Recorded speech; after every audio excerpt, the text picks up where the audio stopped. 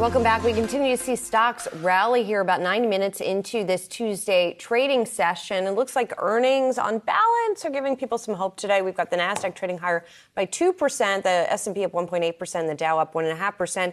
The biggest earnings report of the day, I would say, arguably, probably not arguably, just the biggest earnings report of the day is Netflix after the close of trading. We have been talking about that for the past week or so.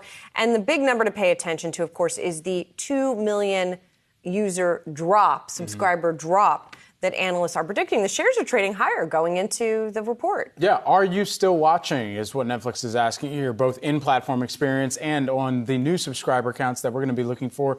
And any type of sense around this earnings, I mean, a streaming recession is what Morgan Stanley is warning of, but even more so, it's really just around for the broader tech landscape, what kind of inclination will investors, will analysts have to extrapolate what they're seeing in the consumer behavior from Netflix earnings and also apply that transitively towards some of the other very consumer discretionary names within the broader tech landscape as well right now. For the XLK, you're seeing that year to date, though, right now, lower by a little more than 23%. Yeah, and I'm just looking at the options implied probability in Netflix shares. What does that mean? It means what are options traders pricing in terms of what the move is going to be off of earnings for Netflix? Right now, it's 17%. So one way or the other, the pricing, it's unclear which way that would be, but there's anticipation of a large move in those shares. Remember, the last time the company reported, the shares fell by